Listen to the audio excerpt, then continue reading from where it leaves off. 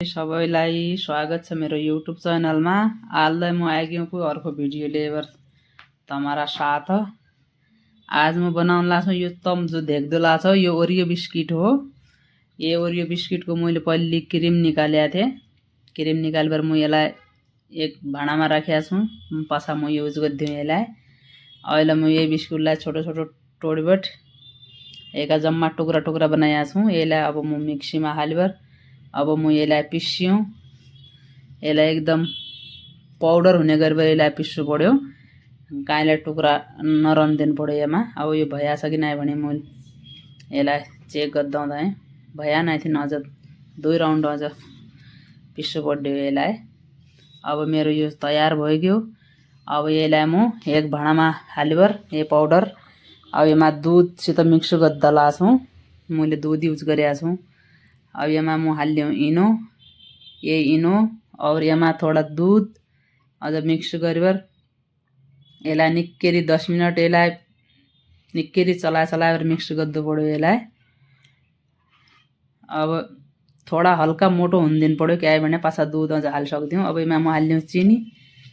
अब ये चिनीलाई घुलाउनलाई थोड़ा हल्का दूध चाहिने हो और दूध हालेको छु मैले यसमा।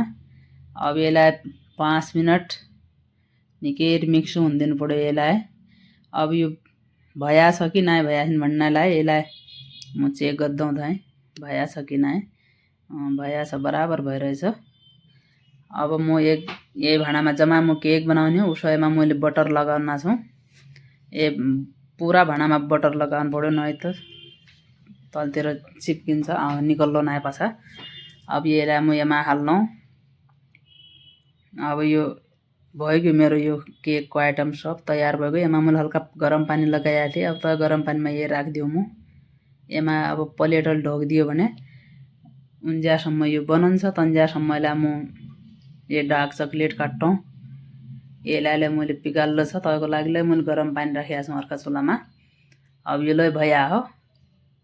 अब ये चकलेटलाई निकै पिगाल्यो भने 2-3 मिनट लाग्दियो पिघल्नलाई। यसमा पानी गयो भने जल्लो छ। यो पानी ध्यान दिनु पर्छ यो चकलेट पिघल्नलाई। अब यहाँ मेरो केक लै भयो कि नै भने मैले चेक गरेको छु। केक भइसकेको छ। अब यो केकलाई साइडबाट चक्कुको आधारले काटेको छु। अब यो निकल्लो छ कि नै भने म प्लेटमा हाल्यो निकल्दै गयो। अब मेरो यो केक तयार भइगयो। अब मैले ल्याएको छु तिल लड्डु। तिलका लड्डु अब मैले चकलेट सिरपमा डुबाउनु पहिले यसलाई। पछा अब यो जो डार्क चकलेट मैले पिगालेको थिएँ गरम पानीमा त चकलेटमा यसलाई हाल्यो म। यसलाई निकै मिक्स गरेर अब यो मिक्स भइसक्यो। यसलाई 2-3 मिनटमा डुबाएको थिएँ। अब यो भइगयो। अब यसलाई म केकमा सजाउने हो। अब म यसमा चकलेट सिरप हालेर यसलाई स्पुनले एकदम बराबर साइड बनाउनलाई यो मैले चकलेट सिरप हालेको छु यसमा। अब यो ल तयार भइगयो। अब म यो साइडमा यो तिलका लड्डु जो थिए त्यो राखेको छु। अब मैले जो पहिले मैले जो क्रिम निकालेको थिएँ बिस्किटबाट उही क्रिम मैले युज गरिरहेको छु यसमा।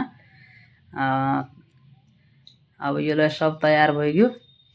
तमलाई कसो लाग्यो मेरो भिडियो?